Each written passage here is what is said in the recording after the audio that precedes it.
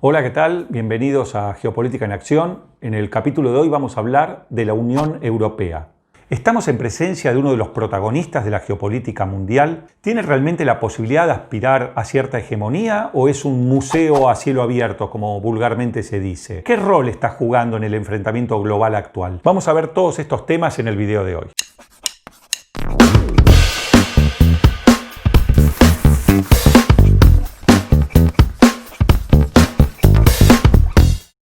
Debemos comenzar reconociendo que tras el fin de la Segunda Guerra Mundial, y como decía De Gaulle, todas las naciones de Europa perdieron, 2 fueron derrotadas. Por primera vez en más de 2000 años, el poder mundial no estaba en manos de una potencia europea. Estados Unidos y la Unión Soviética se habían dividido el tablero mundial. A partir del proceso de descolonización, las potencias europeas fueron perdiendo los últimos vestigios de su poder. Quizás el único intento que ensayaron para recobrar cierto protagonismo fue la Guerra del Canal de Suez en el año 1956, donde tuvieron que resignarse a que Estados Unidos y la Unión Soviética en forma conjunta se opusieran a la intervención de Francia y Gran Bretaña a invadir Egipto. Los europeos tuvieron que comprender entonces que habían perdido el protagonismo mundial. Tenían que aceptar que ya eran una potencia de segundo orden. Europa Occidental, que era aliado de Estados Unidos en la Guerra Fría, empezó poco a poco a distanciarse de la política exterior norteamericana, sobre todo a partir de la guerra de Yom Kippur y del embargo petrolero del año 1973. Pensaban, equivocadamente, que la Unión Soviética iba a ganar el conflicto global. Los europeos veían a Estados Unidos decaído material y moralmente, veían su economía tambaleando y pensaban que no podía detener la expansión soviética. Por eso, los principales países de Europa Occidental empezaron poco a poco a hacer inversiones en la Unión Soviética, sobre todo en áreas de tecnología e infraestructura. La mejor prueba de ello es el gasoducto siberiano que se empezó a construir a comienzos de la década del 80.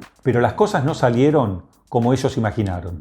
A partir de la crisis que sufría la Unión Soviética en el año 1991, las potencias europeas intentaron una jugada muy riesgosa: formar una Europa unida desde el Atlántico hasta los Urales, como alguna vez había soñado el mismo De Gaulle. Para ello le ofrecieron un salvataje a Moscú para conformar una comunidad de naciones en abierto desafío a Estados Unidos. La respuesta americana fue veloz. Se produjo un golpe de Estado en la Unión Soviética, asumió Boris Yeltsin, fue reconocido por Estados Unidos, había desaparecido el mundo bipolar y existía ahora una única superpotencia mundial que impuso sin obstáculos su nuevo orden mundial. Fue en ese mismo momento cuando los europeos decidieron acelerar su proceso de unidad institucional y a los 2 meses de la disolución de la Unión Soviética firmaron el Tratado de Maastricht. La finalidad evidentemente era defensiva en un primer aspecto, pero también era un desafío a esa misma hegemonía norteamericana. Fíjense ustedes que el proyecto del euro, que después se iba a implementar en el año 2002, significaba una pérdida de control norteamericano sobre las finanzas europeas que venía establecido desde el acuerdo de Bretton Woods en la finalización de la Segunda Guerra Mundial. La posibilidad de desafío era real. Piensen ustedes que tenía casi el doble de los habitantes de Estados Unidos y con un ingreso per cápita similar al norteamericano. Entonces, eso justificaba las esperanzas y justificaba también que ellos pensaran que la unidad de los países europeos iba a generar un todo muy superior a la simple sumatoria de las naciones que lo integraban. El motor económico de la Unión Europea fue la recientemente unificada Alemania, que a pesar del enorme gasto que tuvo en esa unidad, obtuvo mano de obra calificada y barata para desarrollar su capacidad industrial. Sin embargo, la Unión Europea desde su comienzo mostró un punto débil: no tenía soberanía energética, es decir, no producía ni el petróleo ni el gas que necesitaba para sus ciudades y sus industrias. En el año 1991, con la excusa de la invasión de Irak a Kuwait, Estados Unidos lideró una alianza internacional que le permitió invadir Medio Oriente, precisamente invadir Irak, aún con países árabes como aliados. Estados Unidos estaba poniendo un pie sobre las fuentes de energía que necesitaba Europa. Era una clara amenaza al poder europeo que tenía en Irak sus contratos de petróleo y de gas. Como ya hemos dicho en otras oportunidades, el tema del petróleo y el gas como fuentes de energía supera el aspecto económico. Y recuerden que, como dijo el presidente de los Estados Unidos, Richard Nixon, el Golfo Pérsico es la yugular del petróleo y quien lo domina pone de rodillas a Occidente. La Unión Europea tuvo que afrontar diversos desafíos desde su inicio. El primero fue la guerra de los Balcanes tras la disolución de la ex Yugoslavia. Fue una guerra muy cruenta, muy compleja, donde no solo se debatían cuestiones políticas, sino étnicas y religiosas. Ya ahí se mostró cierta impotencia de la Unión Europea para poder resolverlo. El conflicto duró casi 10 años y tuvo que intervenir finalmente Estados Unidos para poner fin a ese conflicto. En segundo lugar, podemos mencionar el atentado terrorista en Estados Unidos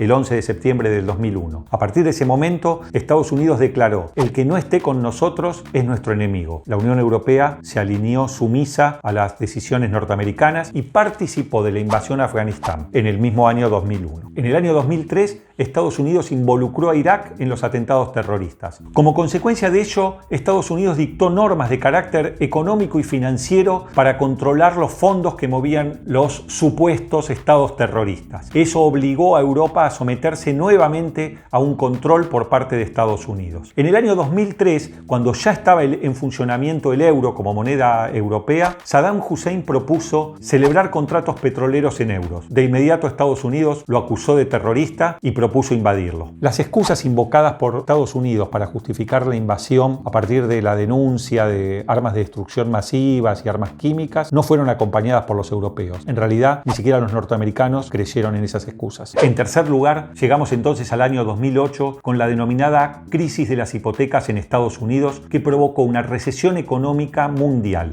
Sin dudas, la Unión Europea fue uno de los más perjudicados por esta crisis. ¿Qué había pasado? Los europeos habían comprado las estructuraciones financieras de los bancos comerciales y de inversión norteamericana que finalmente cayeron y entonces perdieron su dinero. Insisto, la más perjudicada en toda la crisis económica del 2008 fue la Unión Europea. Su sistema legal no le permitía tampoco recuperarse con la celeridad con que lo hicieron Estados Unidos y la misma China. Podemos decir que a partir de esta crisis, la Unión Europea perdió toda posibilidad de disputarle el poder hegemónico a los Estados Unidos. Pero como ya sabemos, apareció China para disputar ese poder hegemónico. ¿Y cómo era la relación de Europa con China? Bueno, miren, más allá del pasado colonial y las guerras que habían tenido en el siglo XIX, los europeos vieron una oportunidad en China a partir de la década del 80. Una oportunidad para producir a bajo costo y ser más competitivos. Entonces, ¿qué hicieron? Trasladaron sus fábricas a China. Se integraron del mismo modo que lo habían hecho los americanos. Era una necesidad para ellos para poder competir y expandir sus productos por supuesto, el mismo mercado europeo, por Japón, por Estados Unidos. A medida que China crecía económicamente y que su población empezaba a tener un ingreso per cápita superior, se formó una nueva burguesía en China ansiosa de productos de lujo y de tecnología, y allí estuvieron nuevamente las empresas europeas que vieron una nueva oportunidad en el mercado chino. Luego llegaron las inversiones chinas a Europa, en primer lugar a través de simples ciudadanos que se dedicaban al comercio, pero luego en sectores industriales y cada vez más sensibles. Los europeos los recibieron bien a estas inversiones, no sospecharon ni vieron en ellas una amenaza. En ese sentido, no acompañaban las advertencias que proponía Estados Unidos. Sin embargo, poco a poco China fue superando ampliamente, sobre todo en el ámbito tecnológico, a las empresas europeas. Mira, te hago una pregunta.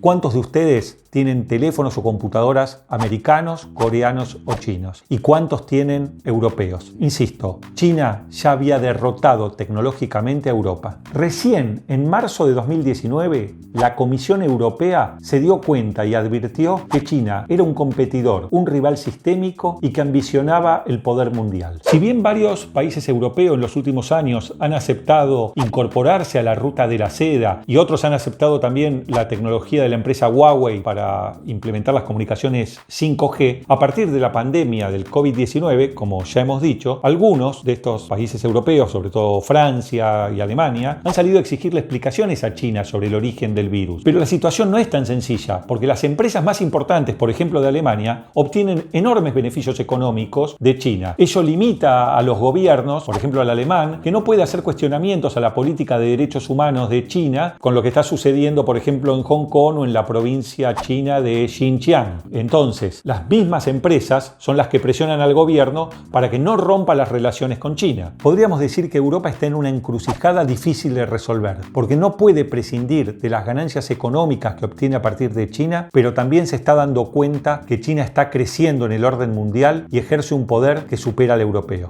El reciente acuerdo de aranceles entre Estados Unidos y la Unión Europea, aunque sea por pocos productos, podría ser un gesto que permite avisorar un reencuentro entre los antiguos aliados. Para ir finalizando, te vamos a dar nuestra opinión de cuáles son los obstáculos que tiene el proyecto de la Unión Europea para dejar de ser una potencia de segundo orden. El primer problema que vemos es que no ha logrado resolver la cuestión energética. Sigue sin poder tener aseguradas sus fuentes de energía. De hecho, la intensificación de los conflictos en Medio Oriente y en el norte de África lo ha perjudicado seriamente. En definitiva, depende únicamente de Rusia, a quien en forma irónica le sigue imponiendo sanciones por su política expansionista. En segundo lugar, Europa no ha logrado una unidad política. Esto se debe a la desconfianza que despiertan las instituciones comunitarias hacia Bruselas. Y fruto de ello es que no tiene un proyecto político único, más allá de algunas empresas que con interés económico intentan expandirse en otros continentes. Y esto deriva en una falta de proyecto expansivo. El tercer punto es quizás el más importante. Europa padece un serio problema moral. Fíjense ustedes que este proyecto de Unión Europea carece absolutamente de identidad cultural y religiosa. Lo único que los une es el deseo de obtener un estado de bienestar. Veamos los inconvenientes que se derivan de ello. En primer lugar, no quieren tener hijos. Entonces se produce un envejecimiento de la población. Esto se traduce en problemas económicos, sociales y en definitiva hay una falta de inversión en el futuro. No están pensando en las próximas generaciones. En segundo lugar, es el odio racial hacia los inmigrantes, que en lugar de incorporarlos a la sociedad y al mercado laboral, los segregan y los discriminan. Además, se advierte también que no tienen una predisposición para defender militarmente sus intereses. Es decir, el pueblo europeo no está dispuesto a poner su sangre para defender sus ideales. Y finalmente, Europa se ha autoimpuesto un imperativo moral por el cual se cree con derecho a tener una injerencia en los asuntos internos de los otros países, cuestionando los estándares de respeto por los derechos humanos. Ello le corta muchísimas posibilidades de acuerdos comerciales. Hasta aquí hemos enumerado los obstáculos que vemos a la posibilidad de Europa de retomar ese protagonismo hegemónico que tuvo durante más de 2000 años. Pero sabemos también que tiene la potencialidad para hacerlo y que todavía está a tiempo de modificar algunas de sus estructuras y sobre todo su pensamiento para poder lograr este objetivo si es que realmente se lo están proponiendo. ¿Qué va a pasar en definitiva con la Unión Europea? Bueno, dependerá de las futuras generaciones.